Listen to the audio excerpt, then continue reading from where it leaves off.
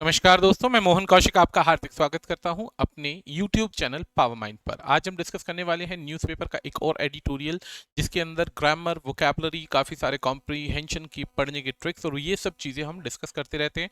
यदि अगर हमारे एग्जाम में कुछ इस तरीके का रीडिंग सेक्शन आता है तो हम उसे कैसे जीत सकते हैं, कैसे आगे बढ़ सकते हैं।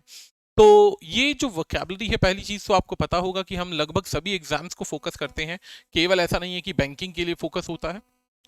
तो ये जो वोकैब है, ये सभी कंपटीशन के एग्जाम में आता है। कोई भी कंपटीशन का एग्जाम हम हर रोज कोशिश करते हैं कि जो जो एडिटोरियल्स के अंदर यूज होने वाली वोकैब है वो आपको पता चल जाए। बाकी रीडिंग के अंदर तो हम बताते ही चलते हैं। तो चलिए शुरुआत करते हैं डिविसिव। पहला वर्ड है डिविसिव। डिविसिव वर्ड जो बना है वो डिवाइड से बना है। डिवाइड आपने सुना होगा, डिवाइड, डिवीजन, डिविसिव ये वर्ड आता है। डाया मतलब होता है बांटना, डाया का अर्थ होता है बांटना। ये रूट वर्ड में यदि आपने प्रीफिक्स और सफिक्सेस पढ़े होंगे तो आपको पता होगा कि डाया का अर्थ होता है बांटना, और बांटने के बाद डिवीजन करना, विभाजक करना। तो ये एक विशेषण है जो विशेषता बताता है। इसका अर्थ है टेंडिंग टू कॉज डिसएग्रीमेंट। जब आप देखते हैं, नोटिस करते हैं कि दो पार्टीज के अंदर, दो समूह के अंदर, दो संगठन के अंदर आपस में क्या होता है, डिसएग्रीमेंट हो जाता है, मींस आप एक दूसरे से कंपैटिबल नहीं है, खुश नहीं है, तो वर्ड बनता है डिविसिव। अगला वर्ड है हॉस्टिलिटी। हॉस्टिलिटी का मतलब होता है एक तरीके से नाराजगी। हॉस्टिलिटी क्या होता है, एक तरीके से नाराजगी। नाराजगी होता है जिसके अंदर आप हॉस्टाइल है, खुश नहीं है, नाराज है। ठीक है। डिवीजन अमंग पीपल और ग्रुप। आपको याद होगा किसी टाइम पीरियड में हीरो और होंडा दो मिक्स होकर के कंबाइन वेंचर चलाते थे। बाद में क्या देखने मिला कि हीरो अलग हो गया और होंडा अलग हो गया। ऐसे ही कावासाकी और बजाज दो अलग अलग कंपनी थी जो एक साथ चलती थी। जैसे कैलिबर आती थी और बहुत पुराने टाइम में ऐसी स्कूटर्स या चीजें आती थी। अगला पॉइंट अगर हम बात करें तो ऐसे ही मारुति कंपनी इंडियन है, सुजुकी कंपनी आप जानते हैं जापानीज कंपनी। तो दोनों को जोड़ा तो बना मारुति सुजुकी। ऐसे में जब दोनों के अंदर अगर डिसएग्रीमेंट होता है तो आप नोटिस करेंगे स्पेयर पार्ट केवल मारुति के आते हैं, जबकि लोगो जो होता है सुजुकी का लगता है गाड़ियों के अंदर। तो इसे कहते हैं डिविस, विभाजन होना। बड़ी बड़ी कंपनियों में भी होता है। सिनोनियम की बात करें तो डिसकोऑर्डिनेशन से डिसकोऑर्डिनेंट बना है। कोऑर्डिनेशन सुना होगा आपने वर्ड, तो कोऑर्डिनेशन से कोऑर्डिनेंट बना है, डिसकोऑर्डिनेंट बना है। डिसकोऑर्डिनेंट बना है, कोऑर्डिनेंट का मतलब होता है कोऑर्डिनेशन, और डिसकोऑर्डिनेंट मतलब आपस में कोई अच्छे संबंध ना होना, कोऑर्डिनेशन ना होना। हारमोनियस होता है अच्छे संबंध होना। हारमोनियस का मतलब पीसफुल, और डिसहारमोनियस का मतलब होता है आपस में दुख होना, दिक्कत होना, झगड़ा होना। किसी भी सेंटेंस की स्टार्टिंग यदि a, an, em, in, un, en, mis, dis, ये मिस है, MIS मिस। ठीक है, मिसो वर्ड पढ़ा होगा आपने, मिस मैनेजमेंट भी पढ़ा होगा। डिस वर्ड हम अभी पढ़ रहे हैं, डिसलॉयल भी हम यूज कर सकते हैं। डिस के बाद में इर हो गया, एक्सेट्रा। कॉन्ट्रा भी होता है, बहुत सारे वर्ड होते हैं। तो ऐसे वर्ड्स का जहां पर भी यूज होता है, एक बात आप समझ जाइएगा, ये सभी वर्ड्स एक नकारात्मक मीनिंग लाते हैं, नेगेटिव मीनिंग लाते हैं किसी भी वर्ड का। जो वर्ड लिखा होगा ये उसके नेगेटिव सेंस को दिखाएंगे। अगला वर्ड अगर आता है एंटोनियम में, तो एंटोनियम में यानी विरोधाभास यानी विपरीत शब्दों में, तो पहला वर्ड आता है यूनिफाइंग। यूनिफाइंग का अर्थ होता है जोड़ना, चीजों चीजों को जोड़ने के लिए, यूनिटी बनाने के लिए हम वर्ड का इस्तेमाल करते हैं। तो दूसरा वर्ड याद रखिए, यूनी। यूनी का अर्थ होता है सिंगल, आप सिंगल कह सकते हैं, या इसका अर्थ होता है यूनाइटेड यानी दो चीजों को जोड़ना। ठीक है। अगला वर्ड आता है यूनिफाइंग के बाद अकॉर्डेंट। ये देखिए, अकॉर्डेंट एक वर्ड आ गया, अकॉर्डिंग से अकॉर्डेंट वर्ड बन गया। अकॉर्डिंग, अकॉर्डिंग यानी अनुसार, और अकॉर्डेंट यानी किसी चीज का एक साथ जुड़ना। इंक्लूसिव यूज किया जा सकता है, और हारमोनियस, डिसहारमोनियस में से डिस हटा दिया। तो ऐसे वर्ड आप आसानी से बना सकते हैं। एग्जाम्पल कहते हैं कंपनीज न्यू पॉलिसी। अब पॉलिसी हमारे पास नाउन है और ये बचा हुआ हिस्सा उसका एडजेक्टिव है कि कंपनी की नई पॉलिसी। वर्ब का सेकंड फॉर्म पास्ट टेंस की बात करता है। Proved to be highly divisive, यानी कंपनी की जो नई पॉलिसी है प्रूव हो रही है काफी ज्यादा विभाजक के रूप में, काफी ज्यादा इसमें ऐसे बात हैं जो कन्फ्लिक्ट करते हैं। Leading to conflict among employees, जिसके अंदर दर्शाया गया है, जिस पॉलिसी में दर्शाया गया है कि कंपनी के एम्प्लॉयज का कन्फ्लिक्ट है, उसके लिए जो पॉलिसी है वो काफी डिविसिव है, विभाजक है, बांटने वाली है, समस्याओं का हल करके हटाने वाली। अगला वर्ड आता है एब्रोगेट। एब्रोगेट वर्ड है, एब्रोगेट होता है रद्द करना। एब्रोगेट का मतलब होता है रद्द करना, ये एक वर्ब है, यानी हम इसे ईडी लगा करके सेकंड फॉर्म में बदल सकते हैं और आईएनजी भी लगा सकते हैं। The act of formally ending a law, किसी भी नियम का अंत होना। ये एब्रोगेट और एब्रोगेशन आपको याद होगा, भारत सरकार ने फार्म लॉज बनाए थे, काफी सारे कृषि कानून बनाए थे। ये बेसिकली 3 फार्म लॉज पे दिक्कत आई थी, जिसमें किसान जो था अपनी कंपनी की, अपनी प्राइवेट, बेसिकली अपनी फसल को प्राइवेट कंपनी को बेच सकता था। अब ये फार्म लॉज का विरोध किया गया काफी बढ़ चढ़कर, तो ये वर्ड बना एब्रोगेट। एब्रोगेट होता है किसी नियम को रद्द करना, इसी के लिए एग्रीमेंट को रद्द करना, ये ending formally ending of law हो सकता है बच्चा, एग्रीमेंट हो सकता है, या रीति हो सकती है, रिवाज हो सकता है, किसी कस्टम को अंत करना।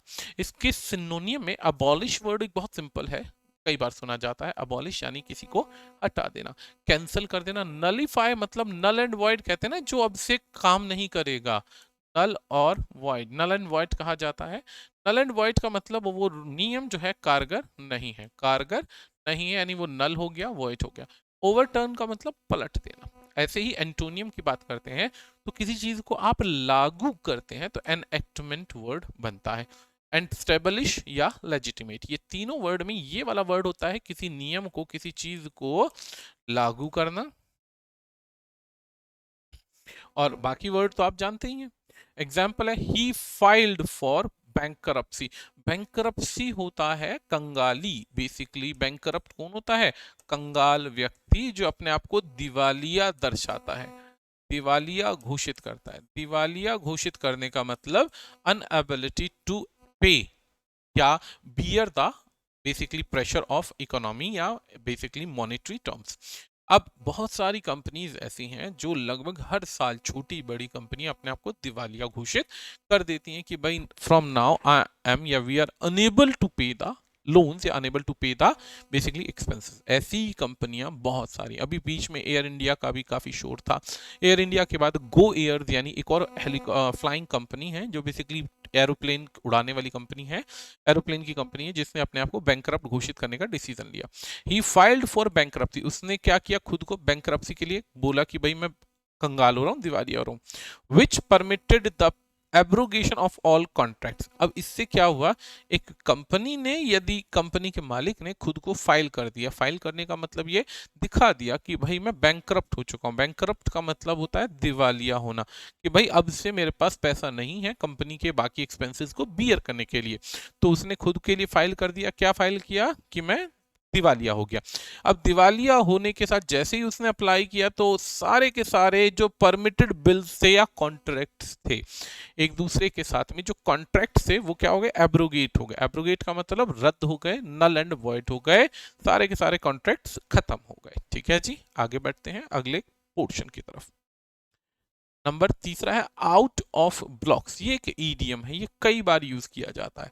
आउट ऑफ ब्लॉक्स का मतलब होता है at the very beginning. At the very beginning का मतलब किसी चीज की बेहद शुरुआत। वेरी बिगिनिंग का मतलब बिल्कुल शुरुआत होने के लिए हम आउट ऑफ ब्लॉक्स का यूज करते हैं। ठीक है जी, अगला वर्ड है स्टार्ट। स्टार्ट एक इजी वर्ड है। ऑनसेट बहुत इजी वर्ड है। कमेंसमेंट होता है किसी काम को शुरू करना। कमेंस करना प्रयास करने के लिए भी यूज किया जाता है, प्रयास करना, किसी काम को शुरू करना।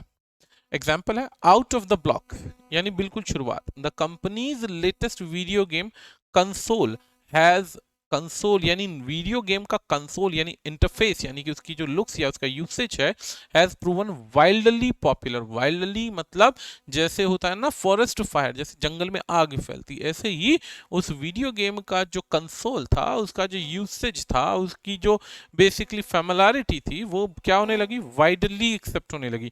वाइडली एक्सेप्ट का मतलब होता है बच्चा कि बहुत ज्यादा यूज की जाने लगी, लोग उसके लिए पॉपुलर होने लगे। जैसे आपको याद होगा भारत में अभी एक वीडियो गेम का बहुत तगड़ा चलन था, नाम ध्यान नहीं आ रहा, पबजी।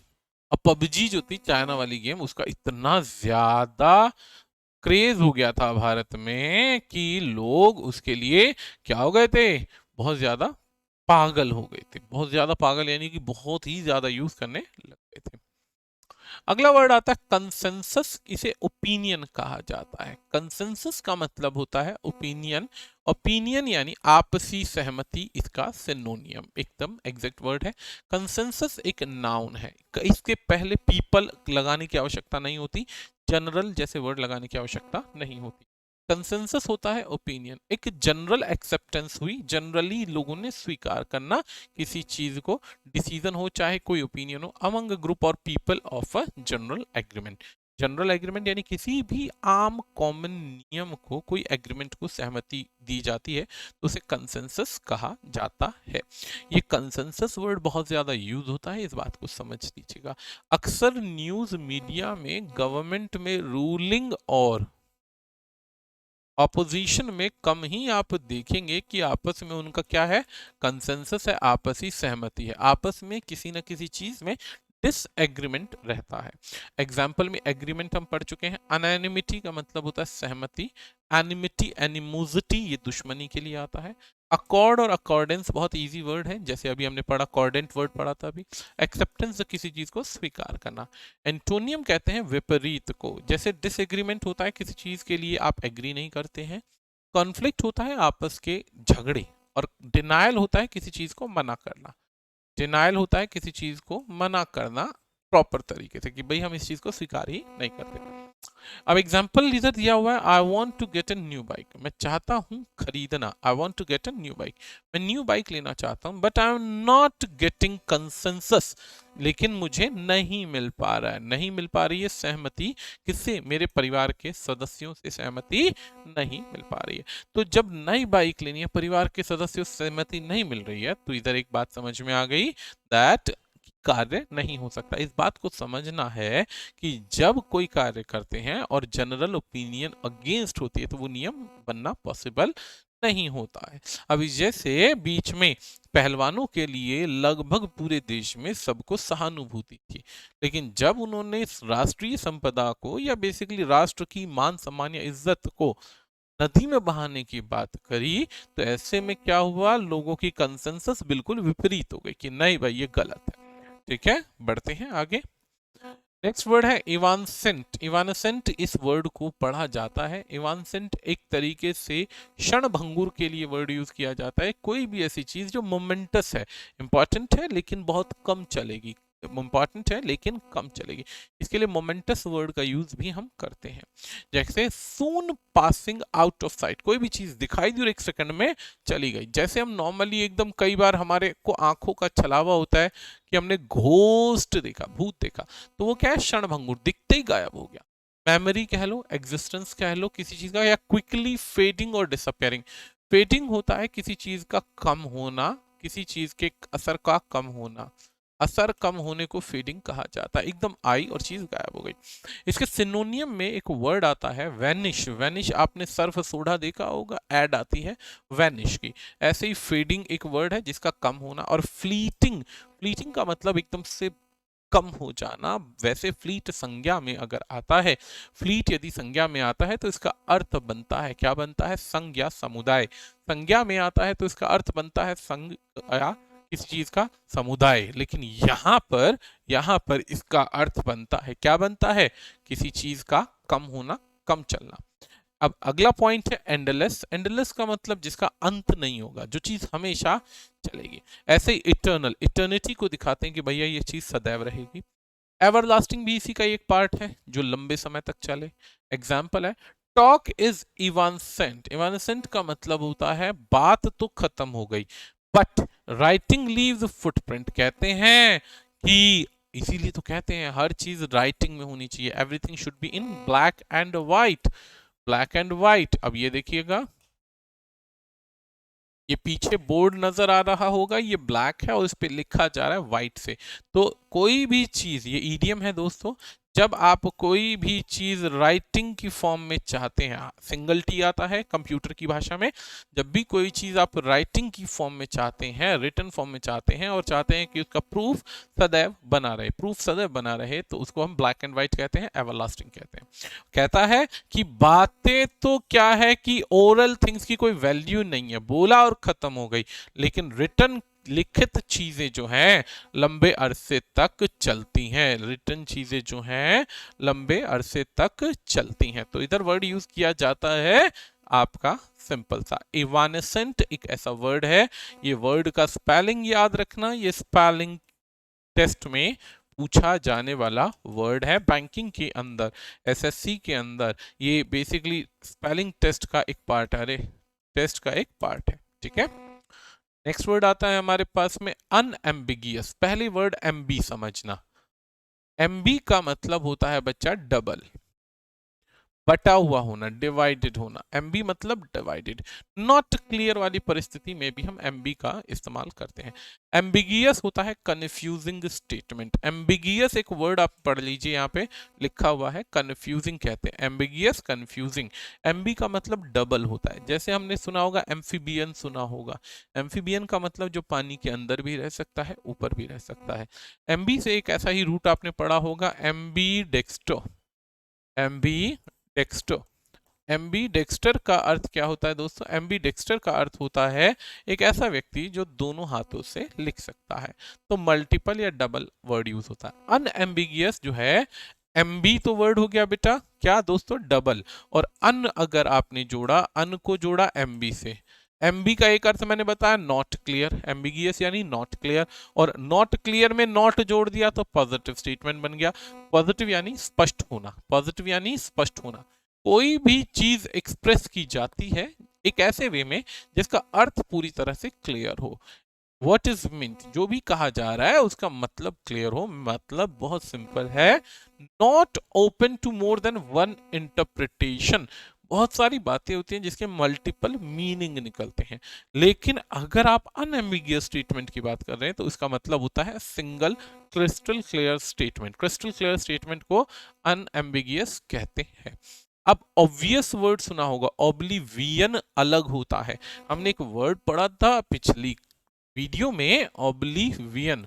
ऑब्लिवियन होता है जिसको खतरे का आभास ना हो, खतरे का आभास ना हो, लेकिन ये ऑब्लिवियन नहीं है, ऑब्वियस है। ऑब्वियस का मतलब श्योर होना किसी चीज का, प्लेन या अपारेंट, यानी कोई भी चीज दिखाई दे रही है, सिंपल है, क्लियर है कि काम होगा ही होगा। तो इस सिनोनियम के अंदर हम यूज करते हैं अनएम्बिगियस। एंटोनियम यानी विरोध के अंदर देखते हैं तो पहला वर्ड आता है एम्बिगियस, एक वर्ड आ गया। इनडेफिनेट का मतलब नॉट डेफिनेट। वेग का मतलब भी आप जानते होंगे, नॉट क्लियर, नॉट क्लियर, और नॉट क्लियर यानी अनक्लियर, एक ही बात है। नॉट क्लियर यानी वो एक बात है। इसी में दोस्तों ओपेक वर्ड भी यूज कर सकते हैं, OPAQUE, ओपेक। ओपेक का मतलब भी क्या होता है, नॉट क्लियर। ये वर्ड्स बहुत इजी हैं, काफी ज्यादा यूज होते हैं, तो ये चीजें याद रखना। रीडिंग द अनएम्बिगियस आर्टिकल, यानी एक ऐसा आर्टिकल पढ़ना जिसका अर्थ बिल्कुल क्लियर है। The editor was glad to have found an author, यानी कि ऑथर को पाकर जो था एडिटर काफी ज्यादा खुश था। That is clear and conscience, जो क्लियर है और कंसाइंस है यानी कि कॉन्शियस है, एक चीज का मतलब दिख रहा है। कॉन्साइस है यानी कि क्लियर मीनिंग दे रखा है। यानी कि सेंटेंस का मीनिंग है कि जब उसे आर्टिकल पढ़ा, आर्टिकल पढ़ने के बाद उसे बहुत खुशी हुई कि जो मैसेज लिखा है उसका अर्थ पूरा समझ में आ रहा है। अगला वर्ड आता है बिजार। बिजायर मतलब होता है विचित्र, अजीब सिचुएशन। बिजायर होता है एक ऐसी सिचुएशन जिसमें रिएक्ट कर पाना थोड़ा कठिन होता है, कठिन होता है। कई बार ऐसी प्रॉब्लम्स आती है कि हम समझ ही नहीं पाते बोलें तो क्या बोले।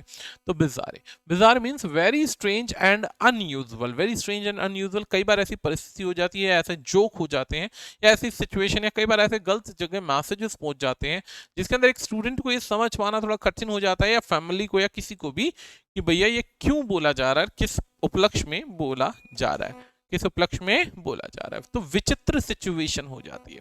इसके लिए एब्सर्ड वर्ड बहुत अच्छा है, एब्सर्ड और एब्सर्डिटी वर्ड बोला जाता है। इंसेन बोला जाता है, इंसेन यानी पागलपन, अजीबोगरीब, अजीबोगरीब, ऑड कह लो, क्रेजी कह लो। इसके लिए पागलपन वर्ड कह दो तो भी बुरा नहीं है, आम चलन के अंदर, याद रखना केवल चलन के अंदर। एंटोनियम की बात करते हैं तो पहला वर्ड आता है रीजनेबल। रीजनेबल क्या है? जो चीज एग्जैक्ट है, क्लियर है, गलत नहीं है। रियलिस्टिक, नॉर्मल और यूजुअल यानी कॉमन चलन में है। एग्जाम्पल है everyone stared at the student who wore the bizarre outfit to school. अब जैसे रणवीर सिंह है, आपने एक वर्ड सुना होगा रणवीर सिंह, स्पेलिंग बिल्कुल सही है, वो दूसरा रणवीर कपूर है, ये सिंह है। आपने कभी इसकी ड्रेसिंग को देखा होगा, बड़ी विचित्र प्रकार की ड्रेस पहनता है, अजीबोगरीब ड्रेस पहनता है। ये एक ऐसी ड्रेस पहनता है जिसके बारे में अजीबोगरीब, मतलब कभी कुछ पहन लेता है, कभी कुछ, तो एक विचित्र कपड़े पहनता है। और जब भी ये विचित्र कपड़े पहनता है तो दुनिया इसको देखकर फोकस करती है और बहुत ध्यान से देखती है। समझ गए बात? अगला पॉइंट क्या है देखते हैं भाई। बैली। अब एक बैली होता है BELLY, ये बैली होता है एक्स्ट्रा फैट ऑन टमी, यानी पेट पर एक्स्ट्रा फैट होना। लेकिन बैली की स्पेलिंग उधर गलत, अलग है, उधर स्पेलिंग है BELIE, बैली। बैली बिलीव से बनता है, बिलीव अगर पूरा बोलते हो तो इसका अर्थ है विश्वास करना, और बिलीव में VE हटा दोगे तो बैली वर्ड बनेगा। बैली का अर्थ होता है विश्वास ना करना, किसी को झुठलाना, किसी को झुठलाना। To show something to be false और hide something such as an emotion. कई बार क्या होता है कि हम पूरी बात तो बताते नहीं है, कई बार हम आधी बात बताते हैं, या आधी बात बताने के बाद उसको झुठलाने का प्रयास करते हैं कि नहीं भाई ये स्टेटमेंट सही नहीं है, तो झुठलाना वर्ड बन जाएगा बैली। अब इसका पहला वर्ड आता है मिस रिप्रेजेंट, गलत तरीके से प्रेजेंट करना। ऑब्सक्योर भी वही चीज आ गई, नॉट क्लियर यानी झुठलाना। कॉन्सील होता है छुपाना। कॉन्ट्राडिक्ट, कॉन्ट्रा वर्ड होता है विरोध करना। कॉन्ट्राडिक्शन होता है आपस में, बेसिकली क्या है, बेसिकली कहता है ना आपस में आइडियोलॉजीज के अंदर डिफरेंस है।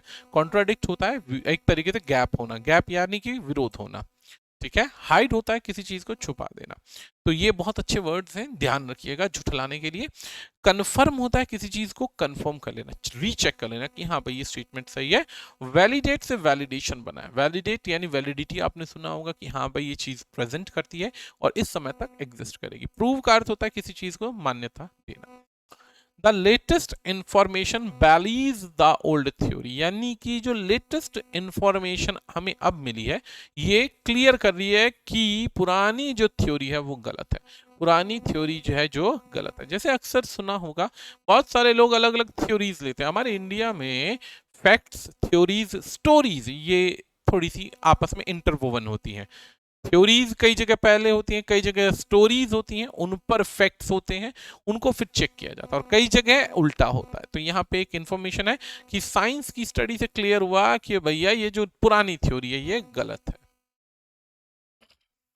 टू प्ले सेकेंड विडल, ये एक ईडियम है, इसका मतलब है टू प्ले अ सेकेंडरी और minor role with the regard to someone else, ठीक है। टू बी लेस इंपॉर्टेंट और in weaker position than someone else, यानी कि किसी दूसरे की क्षमता में, दूसरे की प्रेजेंस में, मौजूदगी में कम महत्व होना, कम महत्व होना। जैसे असिस्टेंट की पोस्ट हो सकती है, अब असिस्टेंट कमिश्नर होगा तो कमिश्नर के आगे उसकी पोस्ट की वैल्यू थोड़ी सी कम होगी। तो to play a second fiddle का मतलब होता है खेलने का या काम करने का मौका तभी मिलेगा when you are given some orders, या when you are basically said something, जब तुमसे कुछ बोला जाएगा। तो एड, असिस्ट और इंफीरियर यहाँ पे इसके सिनोनियम है। एड मतलब ऊपर से कोई बोलेगा तो आपको करना पड़ेगा, इसी को असिस्टेंट कहते हैं, और इसी को इंफीरियरिटी भी कहते हैं। बहुत सारे बच्चे एसएससी के एग्जाम क्वालिफाई करके जाते हैं तो पाते हैं कि उनसे ऊपर एक IAS IPS ऑफिसर बैठा होता है जो आदेश देता है। RAS क्वालिफाई करते हैं तो भी उनके दिमाग में आता है, RAS कह रहा हूँ, कोई अपना स्टेट वैकेंसी क्लियर करते हैं सब इंस्पेक्टर टाइप की, तो भी उन्हें पता चलता है कि एक RAS उनके ऊपर बैठा हुआ है। तो स्टेट के अंदर जब एक प्रशासकीय सेवाओं का सीनियर होता है तो वो हमेशा मेन रोल प्ले करता है, और उसका जूनियर हमेशा कैसे होता है, play a second fiddle. Opposite इसका कोई होता नहीं मुहावरों का। अब आगे बढ़ते हैं। I am not prepare to play the second fiddle to Christine anymore, I am looking for another job. कहता है कि मैं कभी भी सेकंड या कम इंपॉर्टेंट रोल करता ही नहीं, कम इंपॉर्टेंट काम करता ही नहीं, या मेरी फैमिली में अगर मुझे इंपॉर्टेंस नहीं मिलेगी तो डेफिनेटली मैं कोई दूसरा काम ढूंढ लूंगा, लेकिन मैं ये काम नहीं करूंगा। जैसे भारत में मान सम्मान प्रतिष्ठा को बहुत वैल्यू मिलती है, जब किसी को सेकंड फिडल पे करने का मौका मिले, यानी किसी के आदेशों तले करने का मौका मिले, तो वर्ड आपका बनता है, क्या बनता है? To play second fiddle. बहुत अच्छा वर्ड है। नेक्स्ट वर्ड है make mountain of a molehill. Molehill राई को कहते हैं दोस्तों। हम जो बेसिकली खाना खूना बनाते हैं, तो खाना बनाने के अंदर जीरा, राई, ये हल्दी, मिर्चा, ये सब चीजें आपने सुनी होगी। तो ये वर्ड्स होता है राई। राई बहुत छोटी सी चीज होती है। अब इतनी सी बात को बवंडर बना देना, ब्लंडर कर देना, पता नहीं कितनी लंबी बात जो कभी खत्म ही नहीं होगी। तो ऐसे में वर्ड आता है मेक माउंटेन ऑफ मोल हिल, मतलब राई का पहाड़ बनाना। राई का पहाड़ बनाना, ये एक ईडियम है। इसे कहते हैं टू एग्जगरेट। इसे कई लोग एग्जाजरेट भी पढ़ते हैं, इसे एग्जगरेट भी पढ़ते हैं। जरा सी बात को बढ़ा चढ़ाकर इतनी बुरी तरीके से दिखाना कि जैसे बहुत बड़ी समस्या हो गई हो, बहुत बड़ी समस्या हो गई हो। अब जैसे बहुत बड़ी समस्या हो गई, तो उधर क्या है कि एग्जगरेट करना, मतलब बढ़ा चढ़ाकर बताना। अब बढ़ा चढ़ाकर बताना है तो एग्जगरेट। इसके लिए सबसे पहला वर्ड आता है हाइपरबोलाइज। हाइपरबोलाइज आपने अलंकार सुना होगा, इसे कहते हैं बढ़ा चढ़ाकर बताना, हाइपरबोल, जरूरत से ज्यादा बढ़ा देना किसी की कैपेबिलिटी को, किसी भी चीज को। अब अगर आप अपनी न्यूज और मीडिया देखते हैं, तो न्यूज चैनल पे आप जब देखेंगे तो आपको अक्सर एक चीज देखने को मिलती है कि मीडिया वाले इतना बढ़ा चढ़ाकर दिखाते हैं कि जैसे भारत के आगे तो सारे देशों की कोई औकात ही नहीं है, ना ही चीन की कोई औकात है, ना ही अमेरिका की कोई वैल्यू है। भारत अपने आप में सर्वोपरि है। देखो राष्ट्रपति उससे हाथ मिला रहा है, गले मिलने आया है। तो इस तरीके के जो पॉइंट्स हैं, इनको जरूरत से ज्यादा बढ़ा चढ़ा के दिखाते हैं, लेकिन कई बार ये सिंपल फॉर्मेलिटीज भी होती हैं। अगला पॉइंट आता है एम्फेसाइज, जोर देना किसी चीज पर। ओवरस्टेट होता है जरूरत से ज्यादा बढ़ा देना, दिखा देना, ठीक है, दबाव देने का प्रयास करना। You are not suppose to believe Mac. तुम्हें इस बात पर भरोसा नहीं होगा Mac. He is always making mountain of mole hill, कि वो हमेशा जरा जरा सी बात का क्या करते हैं? बवंडर बना देते हैं, जरा जरा सी बात को बढ़ा चढ़ाकर दिखाते हैं। तो यहां तक हमारे हो गए आज के सारे ईडियम।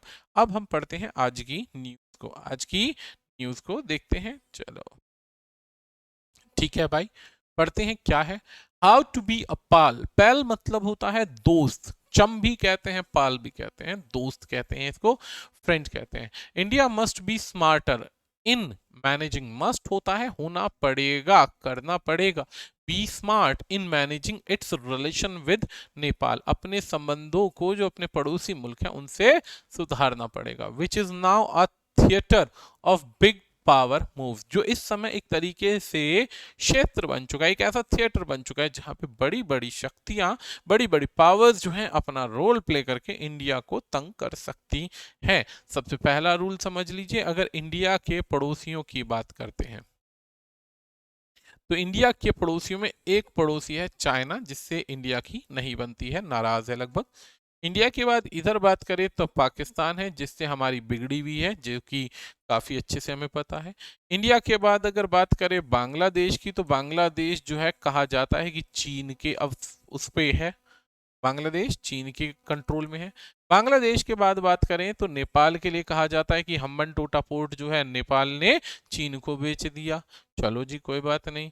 इधर बात करते हैं नेपाल की, तो नेपाल भी कहा जाता है कि इंडिया से अच्छे संबंधों में नहीं है।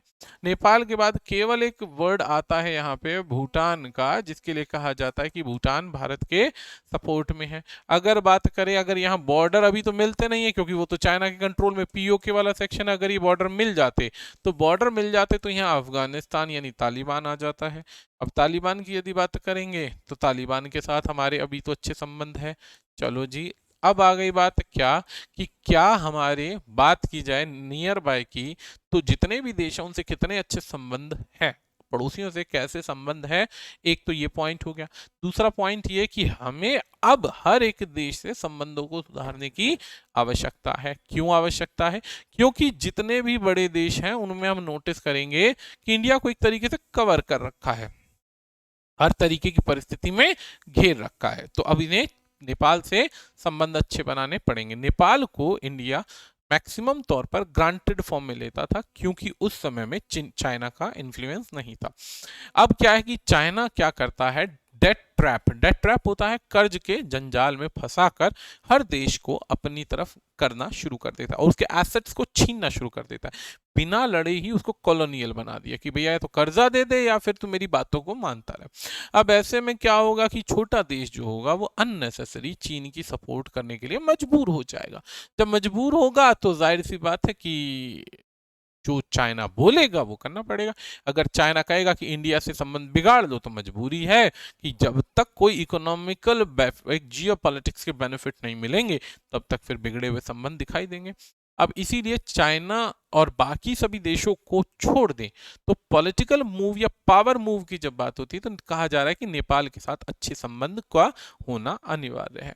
अब ये स्टेटमेंट जो है, न्यूज जो है, ये बच्चा आज की है, 9:11 पर इसे अपलोड किया गया, टाइम्स ऑफ इंडिया के एडिटोरियल से ली गई है। इसके राइटर को हमने यहाँ पे हटा दिया है, वैसे राइटर भी था यहाँ पर। ठीक है जी, अब पढ़ते हैं। नेपाल के पीएम है जो पारचंदा है। पारचंदा यहाँ पे प्रचंदा या जो भी नाम है इनका, प्रचंदा नेपाल के पीएम है, विजिट कर रहे हैं इंडिया को, इज मच मोर कंसिक्वेंशनल यानी कि कंसिक्वेंसेस के आधार पर है देन मोस्ट बायलेटरल आर। यानी कि इस समय अगर बात की जाए तो अगर नेपाल ऐसी परिस्थिति में भारत आ रहा है, वो भी वो परिस्थिति जिसमें सारा पड़ोस डिस्टर्ब है, ऐसी परिस्थिति में अगर इस समय इंडिया अपने आप को ज्यादा सुपीरियर दिखा करके अपने एटीट्यूड को अगर दिखाएगा तो ये बड़ी बात है कि नेपाल से हमारे संबंध बिगड़ जाएंगे। हालांकि नेपाल के साथ हमारे व्यापारिक संबंध अच्छे हैं लेकिन कहीं ना कहीं इन्फ्लुएंस की बात करें तो वो चाइना के कंट्रोल में ज्यादा दिखता है। अब ऐसे में कहा जाता है कि संबंधों को और स्ट्रॉन्गर करने की जरूरत है। This is the new leader first foreign visit. कहा जाता है कि ये इनकी पहली विजिट है since it took Nepal top job last December. जब कब? अभी लास्ट दिसंबर में नेपाल में सरकार गिरी थी, नेपाल में सरकार गिरी थी। हालांकि कहा जाता है कि भारत के आसपास के देशों में भारत का काफी ज्यादा इन्फ्लुएंस भी होता है सरकार के बनने और गिरने में। जैसे श्रीलंका के अंदर वो गोटाबाया राजपक्षी की सरकार गिरी थी तो कहा जाता है कि जो सरकार आई वो भारत की सपोर्ट से बनी। ऐसे ही नेपाल में जो पुरानी सरकार थी कहा जाता है उसके अंदर भी भारत का रोल है।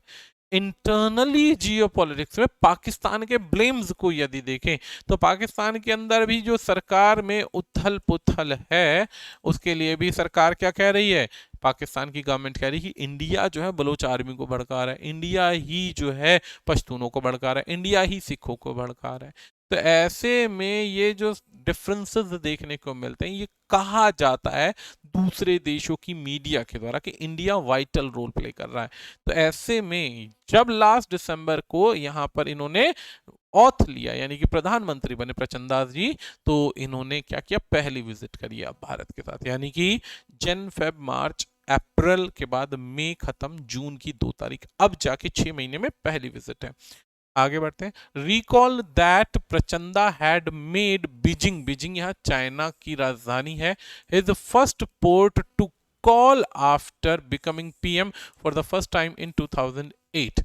अब याद रखने वाली बात है कि प्रचंदा जो है ये वही व्यक्ति हैं नेपाल के अंदर जिन्होंने पहली बार अपना क्या दिया था, पहली बार बीजिंग को अपना पोर्ट यानी अपना स्टैंड बताया था। और 2008 के अंदर इन्होंने, मतलब 2 सरकार चलती हैं, एक सरकार भारत को सपोर्ट करती है, एक पक्ष जो होता है चाइना को सपोर्ट करता है। तो कहा जाता है कि बीजिंग को इन्होंने अपना फर्स्ट पोर्ट दिया था यानी कि फर्स्ट स्टैंड इन्होंने क्लियर किया था।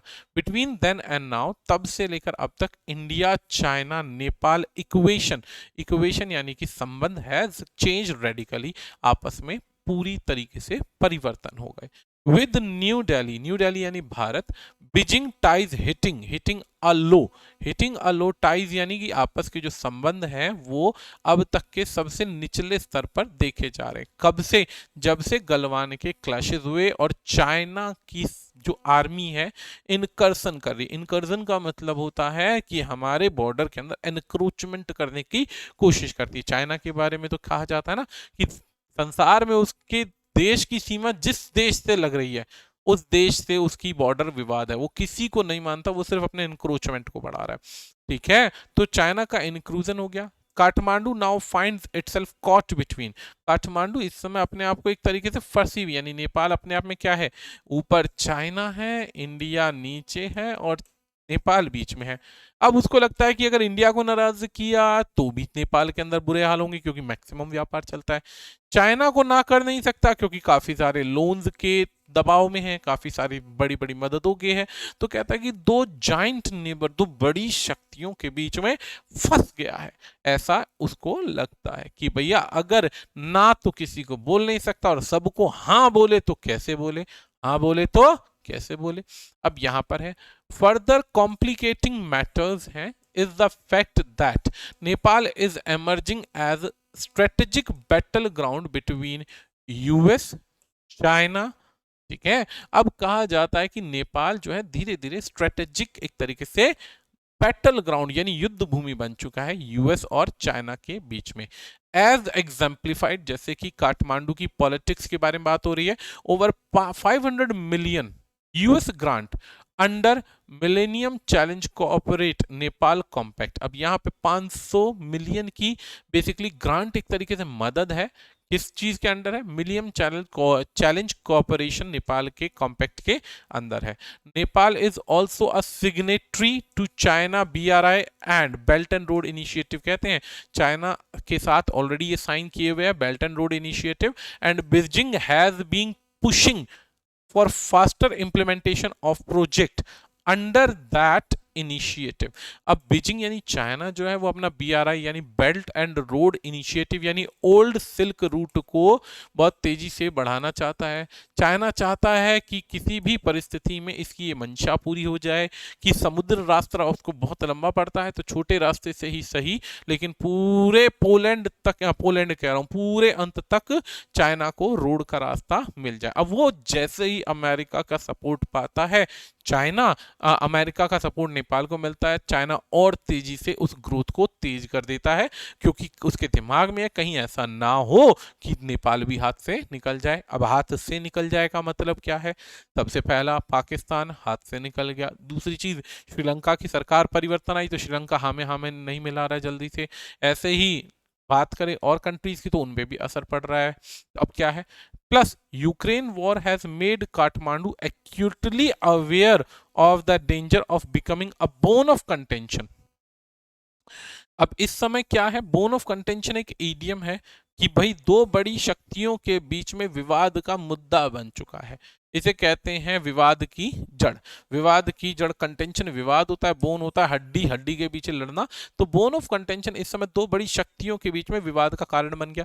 पहले क्या था, पहले अमेरिका और रशिया की लड़ाई थी, यूक्रेन को पुश कर करके नाटो में मिलाने की कोशिश की जा रही थी। हालांकि नाटो में मिलाने के लिए कुछ शर्तें थी जो यूक्रेन पूरी नहीं कर रहा था, क्योंकि नाटो में मिलने का सबसे पहला प्रोसेस ये होता है कि आपका बॉर्डर डिस्प्यूट नहीं होना चाहिए, लैंड डिस्प्यूट नहीं होना चाहिए, और नाटो का हमेशा से लैंड डिस्प्यूट रहा था रशिया के साथ में।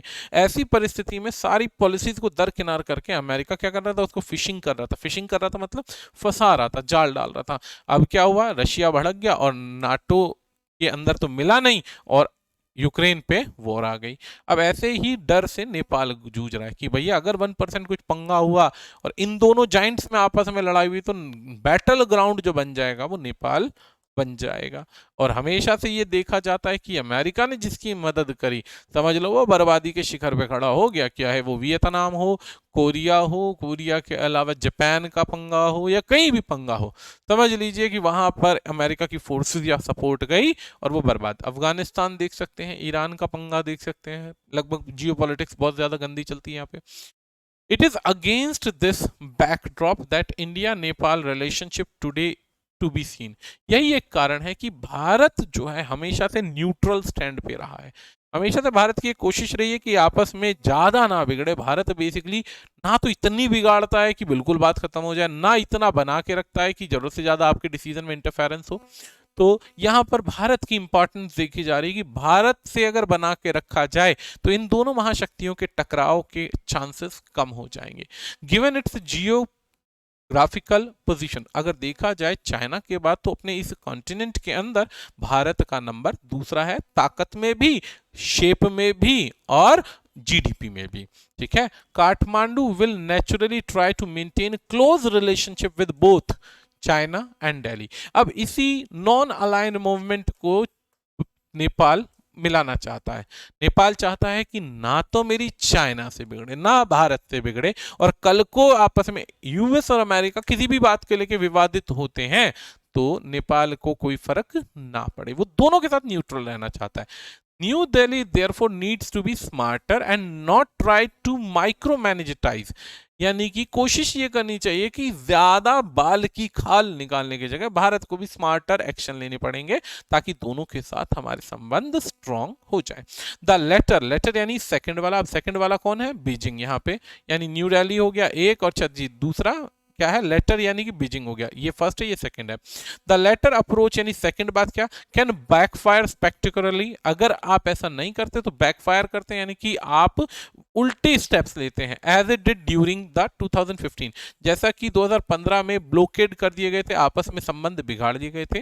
That had reserve the goodwill generated by PM Modi first visit to Nepal 2000, यानी कि 2014 के अंदर तो नेपाल के साथ संबंध अच्छे बनाए गए, 2015 में हमने फिर रोड़े अटका दिए, आपस में संबंध बिगड़ते गए। धीरे धीरे एक टाइम ऐसा आ गया कि चाइना के लोगों के अंदर बेसिकली पुतले फूकना, विरोध करना, भारतीय टूरिज्म को अफेक्ट करना भी हो गया था।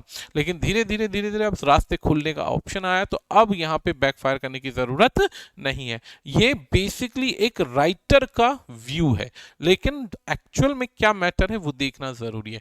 कई बार आंखें दिखाना भी जरूरी हो जाता है, हर बार हाँ में हाँ मिलाने से काम नहीं चलता। Similarly the unresolved bilateral border, अब आपको पता होगा लिपुलेख, लंप्याधुरा और कालापानी, ये बेसिकली एक सेक्शन है भारत और नेपाल के बीच का, एक छोटा सा सेक्शन है जो कैलाश मानसरोवर तक का रास्ता निकलता है। भारत उसको क्लेम करता है मेरा है और उस पर अपनी पावर लगा रखी है, यानी उस पर पूरा कंट्रोल है। नेपाल शुरू से कहता आ रहा है कि ये पोर्शन मेरा है। वो अलग अलग बेसिकली पोर्शंस को दिखाता है, अलग अलग बेसिकली डिवीजन के रास्तों को दिखाता है। भारत उसके बाद वाली पॉलिसीज को एक्सेप्ट करता है और बाद में दोनों में विवाद है। अब उसी विवाद के लेकर के आपस में क्या थे प्रॉब्लम से। अब unresolved bilateral border issue needs to be address through sober deliberation and not to aggravate through war of map, यानी कि अब भारत जो है बहुत एग्रेसिव तरीके से मैप, यानी चाइना पाकिस्तान के जो कंट्रोल्ड में पीओके यानी भारत का कश्मीर है, उसको भी भारत ने अपने नक्शे में दिखा दिया कि भाई ये मेरा है, आज नहीं 2 दिन बाद छीन लूंगा। ऐसे ही मैप की ही तो लड़ाई थी, नेपाल का मैप अलग है, भारत का मैप अलग है। भारत लिम्पियाधुरा को अपना टेरिटरी, अपना सेक्शन मानता है, वो इसको अपना मानता है। तो ऐसे में भारत की आर्मी का यहाँ पे स्ट्रांग होल्ड है, तो यहाँ पे मैप का भी लड़ाई है, जिसको एग्रावेट करना, बढ़ा देना। एग्रावेट होता है किसी चीज को एग्जैगरेट कर देना, बढ़ा चढ़ा कर दिखाना, तो उसका फायदा नहीं होगा। On economic front, India must expedite all pending project in Nepal and stick to need-based development model। पहले क्या था कि जब बात बिगड़ी तो भारत ने जितने भी एक्सपेंसेस कर रखे थे किस चीज के लिए? डेवलपमेंट के लिए, उन सबको होल्ड कर दिया था। अब उनको दोबारा से स्टार्ट करने की जरूरत है।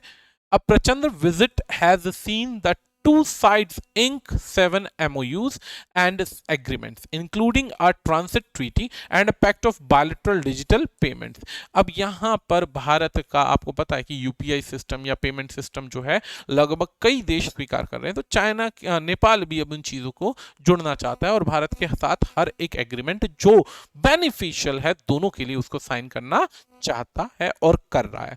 There is also a long term understanding on selling Nepal excess power to India। यहां पर बेसिकली बहुत सारे हमारे एक्सेस हैं जो नेपाल चाहता है चाइना भारत से और भारत चाहता है चाइना से, यानी कि दोनों की तरफ से डिमांड है। केवल ऐसा नहीं कह सकते कि केवल नेपाल की ही डिमांड है भारत के साथ अच्छे संबंध की। नेपाल क्योंकि थोड़ा वीकर सेक्शन है तो ये तो कंपलसरी है कि नेपाल पीछे नहीं हट सकता, लेकिन ये कहना कि नेपाल डिपेंडेंट है ये कहना बिल्कुल गलत हो जाएगा। All of those are welcome initiative, सारे के सारे वेलकम इनिशिएटिव हैं, but the overall relationship between to be maintain through mutual respect. सारी की सारी बातें ओके हैं, लेकिन आपस के जो संबंध है वो म्यूचुअल आपसी रिस्पॉन्सिबिलिटी से संभालने वाले एग्रीमेंट के आधार पर है। Given China growing assertive presence in the neighbourhood, India can ill afford to take ties with Nepal for granted. China को जितना ज्यादा एक्सेस नेपाल अपने देश में देता जा रहा है, इस चीज को ध्यान में रखते हुए नेपाल के साथ में आंख बंद करके भी सारे बॉन्ड्स या सारी चीजों को स्वीकार करना थोड़ा कठिन हो जाएगा। क्यों? क्योंकि एक टाइम ऐसा आएगा कि नेपाल पे, क्योंकि भाई एनेक्सेशन की पॉलिसी है, तो नेपाल के बॉर्डर पर अगर आकर के आर्मी खड़ी हो गई किसकी, चाइना की, तो भारत के लिए समस्या थोड़ी बढ़ जाएगी। ऐसी परिस्थिति के अंदर हर चीज को आंख बंद करके स्वीकार कर पाना थोड़ा कठिन हो जाएगा। तो इसी बात को यहीं पे समाप्त करते हुए आज के वीडियो को अंत करते हैं। आशा करते हैं दी गई जानकारी आपको समझ में आ रही होगी। ऐसी ही वीडियोस और वोकैबुलरी सेक्शन लेकर के हम आपके साथ जुड़े रहेंगे। आज के लिए इतना ही, मिलते हैं नेक्स्ट डे नेक्स्ट क्लास। धन्यवाद।